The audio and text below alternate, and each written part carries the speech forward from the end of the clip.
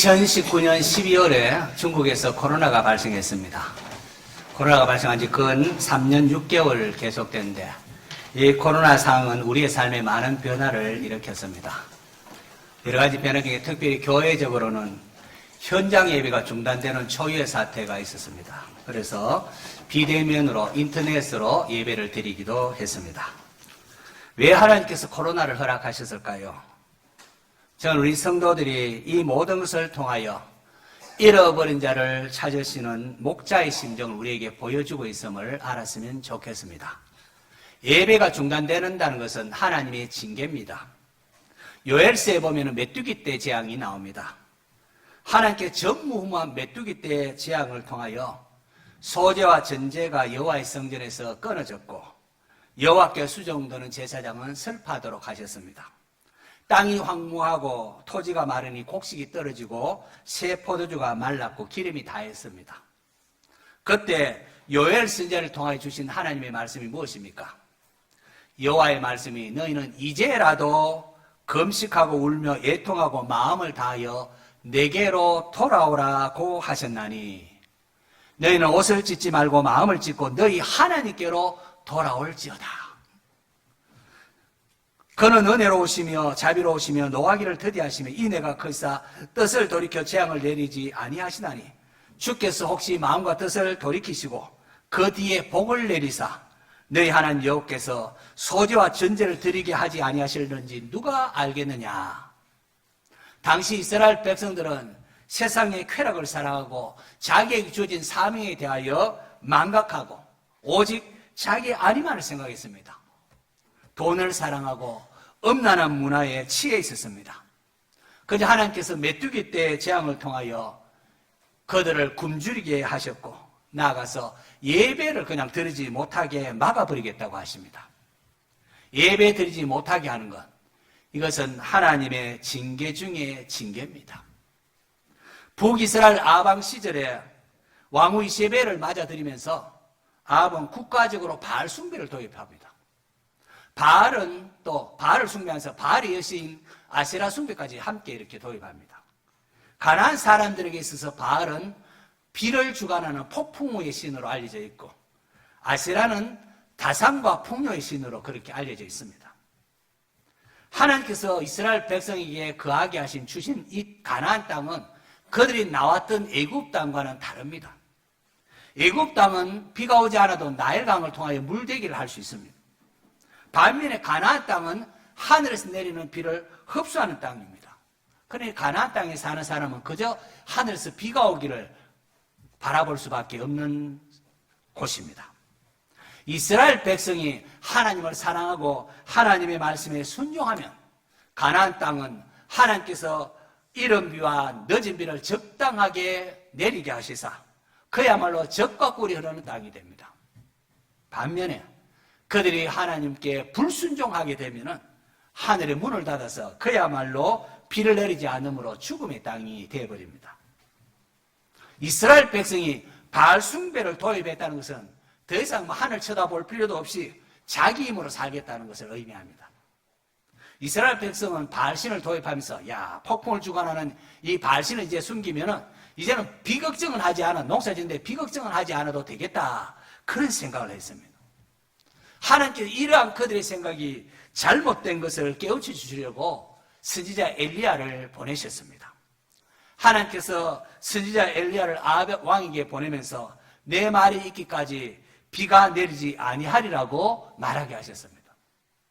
왜 하나님께서 비를 내리지 않으신 것입니까? 그것은 비를 주관한다는 이 바알의 허구성, 바알이 비를 주관하는 것이 아니라 하나님이 비를 주관한다는 것을 이스라엘 백성으로 하여금 깨닫도록 하기 위함이었습니다. 비가 내리지 않자 가나안 땅은 죽음과 같았습니다. 엘리야의 경고처럼 이스라엘 땅에 비가 내리지 않습니다. 가나안 땅에 비가 오지 않습니다. 그렇다면 그때 아방과 이스라엘 백성들은 어떠해야 할까요? 우리가 잘못됐구나. 자신의 죄를 깨닫고 바알을 버리고 하나님께로 돌아와야 했습니다. 비를 내리게 하는 것은 바알이 아니고 하나님이신데 우리가 잘못했구나 하고 하나님께 돌아와야 했습니다. 그러나 아방은 비가 오지 않는 것이 이 엘리야, 이 선지자 때문이라 하면서 엘리야를 잡아 죽이려고 했습니다. 엘리야뿐 아니라 하나님을 섬기는 선지자들을 핍박하고 죽였습니다. 그러기를 3년 6개월이나 했습니다. 하나님께서는 이제나 저제나 비가 오지 않으면 이 백성들이 잘못했다고 내게로 돌아오려는가 기다렸지만 돌아오질 않습니다. 이스라엘 백성들이 돌아오지 않자 견디다 못한 하나님께서 엘리야에게 너 아합에게 나타나라 그렇게 말씀하십니다. 아합에게 엘리야가 나타나자 아합이 이스라엘을 괴롭게 하는 자야 너냐? 바로 너 때문에 비가 오지 않는다고 그렇게 엘리야를 책망합니다. 그러자 엘리야는 내가 이스라엘을 괴롭게 한 것이 아니라 당신과 당신의 아버지 집이 괴롭게 하였는데 이는 왜냐하면 여호와의 명령을 버리고 당신이 바알을 따랐기 때문이다 그렇게 말합니다. 과연 누구의 말이 옳은 것일까요? 바로 이것이 갈멜산 대첩의 핵심입니다. 누구 때문에 비가 오지 않는가? 엘리야는 아합에게 사람을 보내어 왕후 이세벨의 후원을 받는 바알의 선지자 450명과 아세라 선지자 400명을 갈멜산에 모아서 내게로 나오라고 합니다. 그리고는 온 이스라엘 백성들을 향하여 너희가 어느 때까지 둘 사이에서 머뭇머뭇하려느냐? 여호와가 만일 하나님이면 그를 따르고 바알이 만일 하나님이면 그를 따를지니라 하고 있습니다. 너희가 어느 때까지 둘 사이에서 머뭇머뭇하느냐? 오늘 우리를 향한 선지자의 추상같은 책망과 외침이기도 합니다. 여러분에게 있어서 하나님은 어떠한 분이십니까? 내 삶의 문제를 해결하고 우리의 가정을 취하고 회복하실 분이 하나님이십니까? 아니면은 만몬이냐 세상의 신이냐 하는 겁니다. 라오디게아 교회를 향한 주님의 음성 기억하십니까? 내가 내 행위를 아는 주님께서 라오디게아 교회는 내가 너의 행위를 아는데 내가 차지도 아니하고 뜨겁지도 아니하도다. 내가 차든지 뜨겁지 하기를 원하노라. 내가 이같이 미지근하여 뜨겁지도 아니하고 차지도 아니하니 내 입에서 너를 토하여 내치리라 책망하셨습니다. 오늘 내 모습이 하나님과 세상 사이에 머뭇머뭇하고 있지는 않습니까? 만약에 그렇다면은 이제라도 분명히 하시기를 바랍니다. 결단하시기 바랍니다. 이어서 이제 바알과 아세라 선지자 850명과 여호와의 선지자 엘리야의 대결이 갈멜산에서 펼쳐집니다. 각각 송아지 한 마리를 잡아서 각을 뜨고 나무에 놓고 불을 붙이지 말고 자기의 신의 이름을 부를 때에 하늘로서 불로 응답하시는 것이 진짜 하나님이신 것으로 하자고 했습니다. 그러니까 백성이 그거 정말 참 좋은 생각이다. 그 말이 옳도다 하면서 갈멜산 대첩이 벌어집니다. 그 결과 어떻게 됐습니까? 450명의 바알 선지자들이 미친 듯이 소리를 지르고 자기 몸을 상하게 하기까지 그렇게 했지만은 불이 내리지를 않았습니다. 반면에 엘리야가 하나님 앞에 기도할 때에 하나님께서는 하늘로부터 불을 내려 응답하셨습니다. 할렐루야. 엘리야는 홀로 나와서 무너진 여호와의 제단을 수축하고 그 주위에 도랑을 만들고 물이 가득하기까지 3번이나 붓게 합니다. 그리고는 여호와여 내게 응답하소서 내게 응답하소서. 이 백성에게 주 여호와는 하나님이신 것과 주는 그들의 마음을 되돌이키심을 알게 하옵소서라고 했습니다. 그러자 여호와의 불이 하늘에서 내려서 번제물과 나무와 돌과 흙, 도랑의 물까지 싹 그냥 핥아버립니다. 그제야 백성들이 우와 여호와 그가 하나님이시다라고 외쳤습니다. 이에 엘리야는 이 바알 선지자를 잡아서 기손 시내가에서 처형토록 그렇게 합니다. 성도 여러분, 왜 이스라엘에게 이 가나안 땅에 3년 6개월 동안 비가 오지 않았습니까? 이것은 이스라엘 백성들이 하나님께로 돌아오기를 바라는 하나님의 바람 때문이었습니다. 너희가 나를 떠나서는 살 수 없다는 것을 알고 하나님께 돌아오라는 겁니다. 오늘 내 삶에 우리의 가정과 교회 그리고 이 나라에 기근이 있지는 않습니까? 메뚜기 떼가 있지는 않습니까? 힘써 일한 모든 것이 그냥 뭐 깡거리 날아가 버리지는 않았습니까?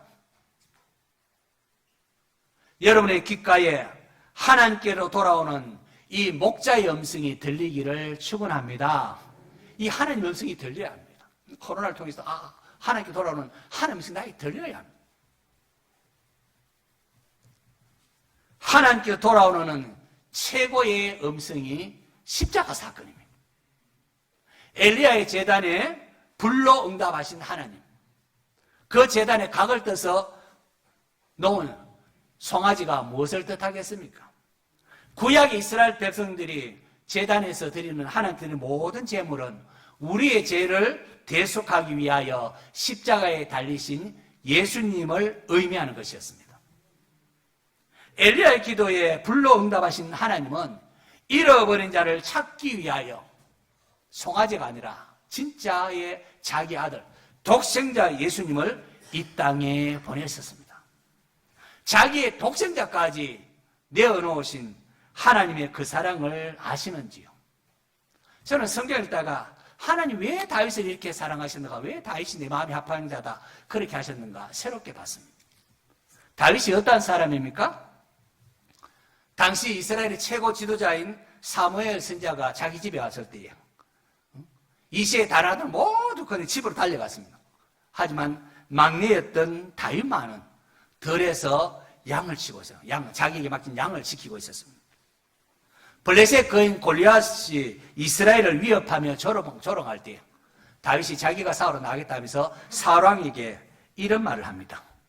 주의 종이 아버지의 양을 지킬 때에 사자나 곰이 와서 양떼에서 새끼를 물어가면 내가 따라가서 그것을 치고 그 입에서 새끼를 건져내었고 그것이 일어나 나를 치고자 하면 해하고자 하면 내가 수염을 잡고 그것을 쳐주겠나이다.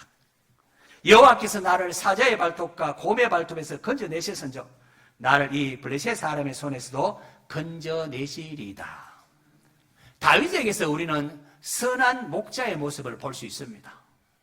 어떻게 양을 지키기 위하여 그 양새끼를 되찾기 위하여 사자하고 곰과 싸운단 말입니까? 뭐 그냥 다른 거 다 팽개치고라도 양을 내팽개쳐라도 자기 목숨 살리고 하는 게 일반 사람 아니겠습니까? 어떻게 양을 지키기 위해 사자와 곰과 싸웁니까?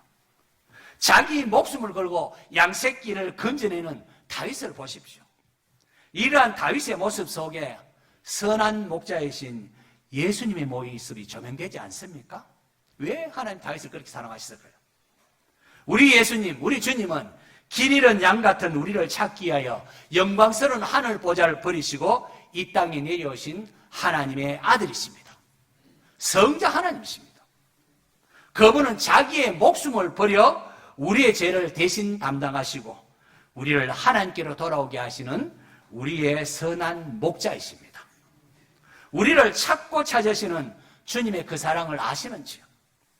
수많은 양을 우리에 두고는 길 잃은 한 마리 양, 그 양을 찾기 위하여 산으로 들로 헤매시는 주님의 사랑을 아시는지요? 그 주님의 사랑이 저와 여러분을 살린 겁니다. 우리 함께 찬양을 하기를 원합니다. 목자의 심정이라는 곡인데요. 같이 찬양하겠습니다. 박수 치면서 하겠습니다.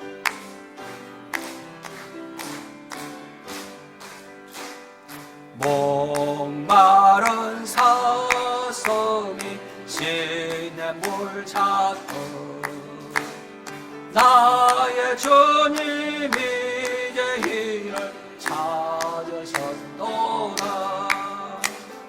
양을 위해 생명 바친 목자의 사랑, 그 사랑을 잠시라도 잊지 말지라. 험산출령 헤매이는 어린 양 찾아 나의 주님 상가시에 지니셨도다. 양을 위해 생명 바친 목자의 수고, 그 사랑을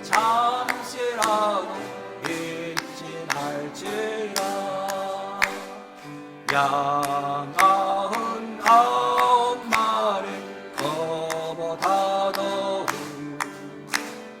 게레는 한 마리야 사랑했노라. 양을 위해 생명 바친 목자 예수, 그 사랑을 잠시라도 잊지 말지라. 목자는 어린 양의 그 소리 알고 참다운 목자 음성 양이 알도라. 양을 위해 생명 바친 목자 예수고, 그 사랑을 잠시라도 잊지 말지라. 어진 목자 내 주 예수 이 몸 붙드사 푸른 초장 물가으로 인도합소서.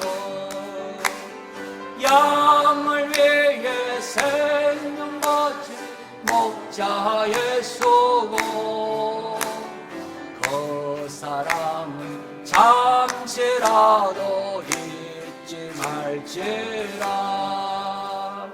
아멘. 목자의 심령, 목자의 사랑을 잊지 않는 성도 되시기를 바랍니다. 성도 여러분, 하나님께서 왜 전도를 그렇게 기뻐하겠습니까?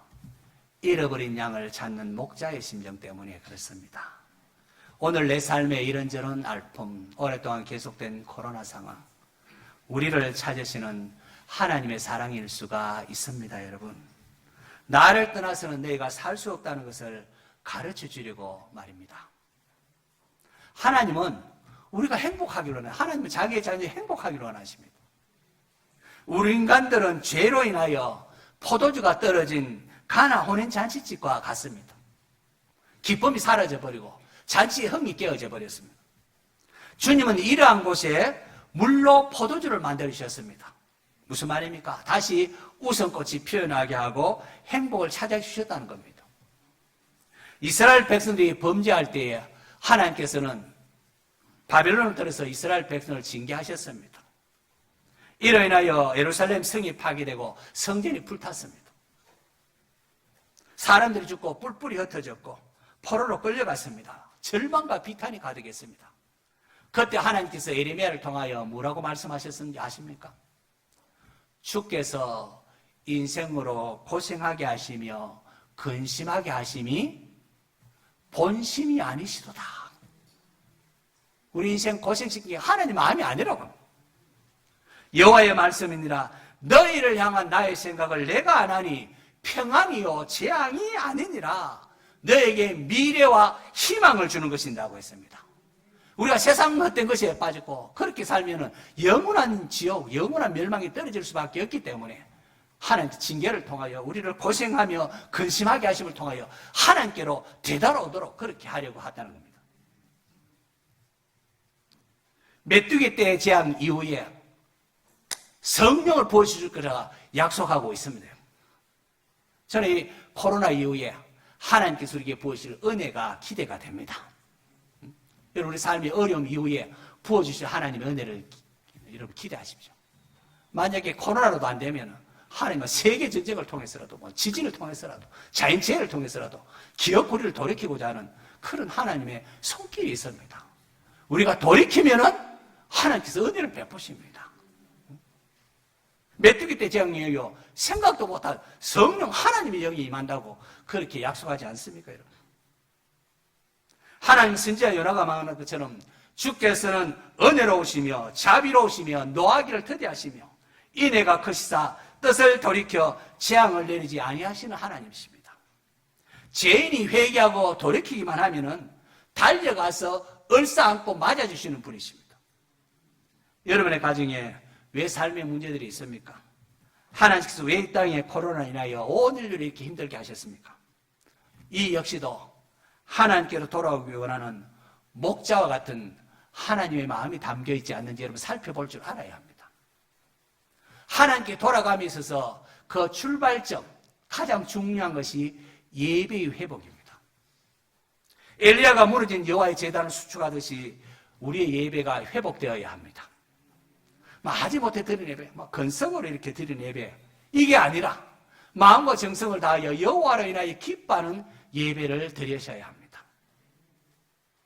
무엇보다도 삶의 변화가 있는 예배여야 합니다. 하나님 말씀 듣고 나가서 우리 삶이 바뀌는 이런 예배가 되어야 합니다.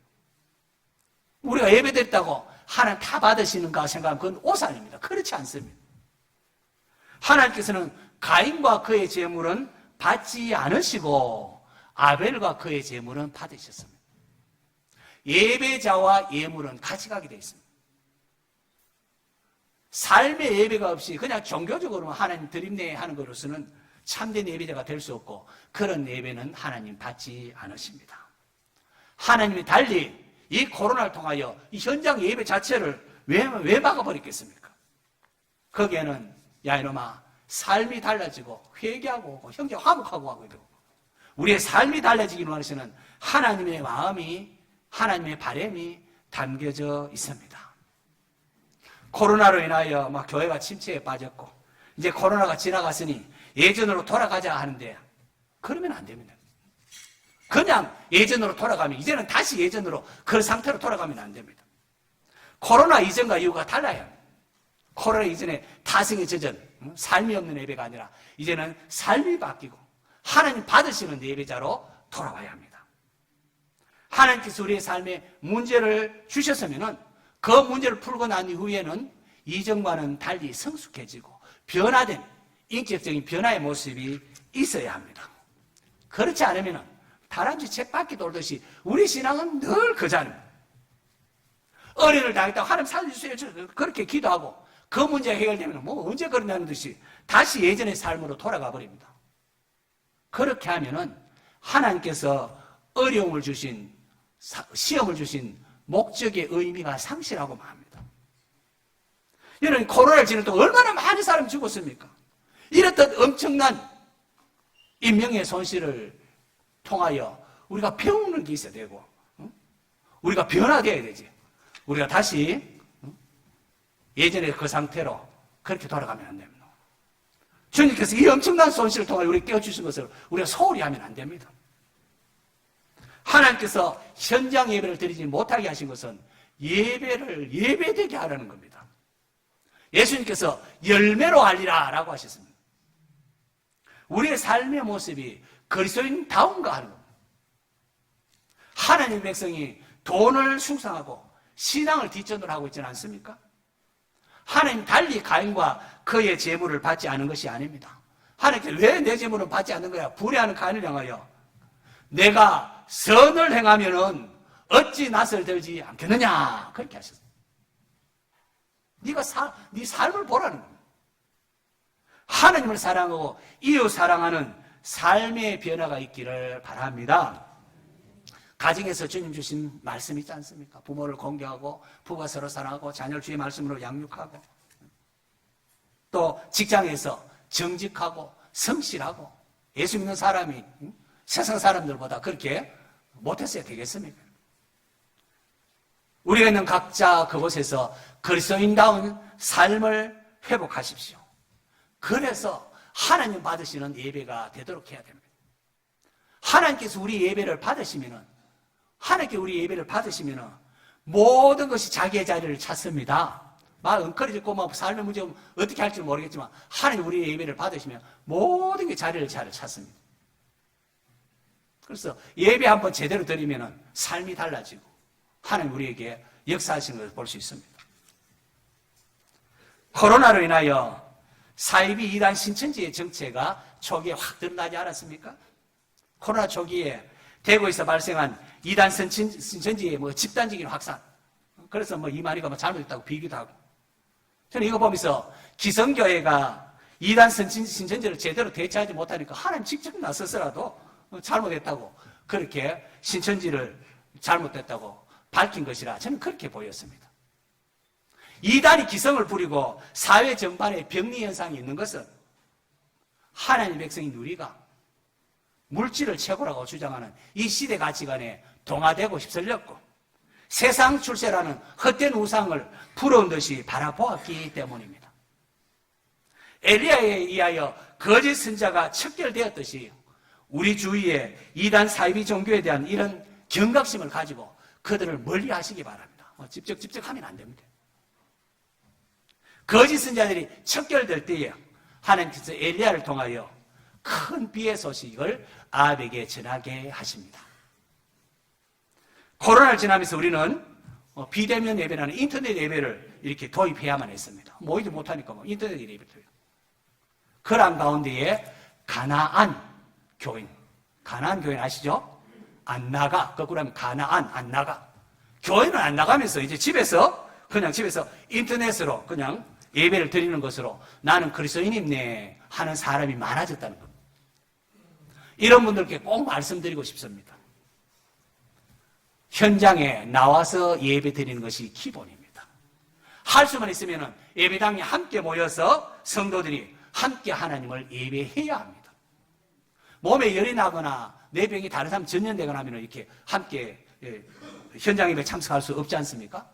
그런 분을 위해서는 인터넷으로 예배 드리는 비대면 예배가 필요합니다. 저는 가령 부모님의 생신이나 명절 되었을 때 요즘 전화나 화상통화 얼마나 좋습니까? 그래서 부모님 생신이구나 전화만 하면 되지 화상통화만 하면 되지 그렇습니까? 아닙니다. 찾아가서 얼굴과 얼굴을 마주하면서 대화하는 것이랑 전화랑 화상통화하는 것이랑 같지가 않습니다. 여러분 자녀들이 그냥 전화만 하는 거하고 다르지 않습니까? 찾아오는 거 다릅니다. 해외에 나가 있거나 자주 찾아볼 수 없을 때에 우리는 화상통화를 할 수가 있습니다. 그러나 그보다는 직접 부모님을 찾아뵈서 안부도 묻고 함께하고 또 형제자매 함께 모여서 식사도 나누고 형제를 돈독히 하는 것 이게 옳은 겁니다. 옳은 겁니다. 물론 인터넷 예배를 드리는 것 그 자체를 막아버리는 것은 옳지 않습니다. 하나님께서는 이 코로나를 통하여 역설적으로 인터넷 선교라는 지역과 장을 뛰어넘는 놀라운 새로운 장을 우리에게 발견케 했습니다.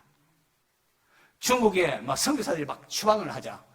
우리가 협력하는 신학교 운행하던 우리 김동행 선교사님 중국에서 추방하니까 국내에서 인터넷 강좌를 개설해서 중국인 신학생을 모집하고 국내에 있는 훌륭한 교수진을 확보해서 통역하면서 그렇게 신학교를 운영해서 이전보다 더 많은 중국 신학생들이 모였습니다. 그래서 다른 나라에서도 관심을 가지고 그렇게 하거든요. 우리 총신신학교도 어떻게 그렇게 하냐고 배우려고 그렇게 합니다. 몸이 불편한 분이나 선교사들이 직접 가지 못하는 이슬람권, 공산권 등지에서 지역을 초월해서 인터넷을 통하여 함께 예배드리고 또 복음을 전하는 사역을 할 수가 있습니다. 문명의 기기를 활용해서 하나님의 복음을 전하기에 우리가 힘써야 합니다. 또 코로나 문제는 환경 문제에 대하여 우리가 새롭게 보게 했습니다. 코로나 1년 딱 지나니까 중국의 탄소 배출량이 25% 감소하고 질소 산화물 배출량 50% 감소했습니다. 그래서 늘 황사 현상이 많은데 공기 좋은 날이 1년 지나니까 11.4%나 확 좋아지고 공기 좋은 날도 많아졌습니다. 유럽에서는 북부 이탈리아 상공에 이산화질소 배출량이 줄어드는 것이 위성사진으로 포착되고 스페인, 영국에도 다 이런 일이 일어났습니다. 코로나가 오기 전 바로 2020년, 2019년 말까지는 2020년 전까지 산업화 시대가 시작된 이후에 발생한 온실가스로 인하여 지구의 평균 기온이 상승하고 빙하가 녹고 해수면이 상승합니다. 이러다가는 전 인류가 종말하는 그야말로 재난에 직면할 수밖에 없습니다. 하나님께 우리 주인 자연을 우리가 잘 관리해야 될 텐데 그렇게 하지 아니하고 인간의 탐욕과 이기적인 활동으로 자연을 착취하고 훼손했다는 겁니다.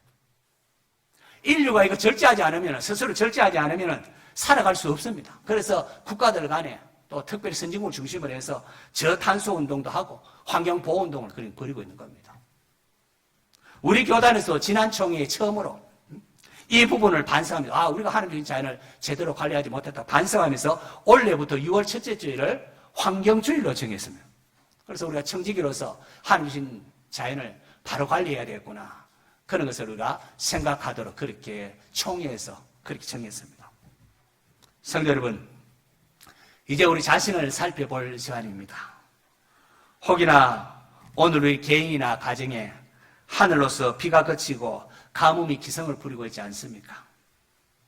코로나를 포함한 나와 우리 가정의 문제들, 하나님께서 우리를 찾으시는 목자의 음성일 수가 있습니다.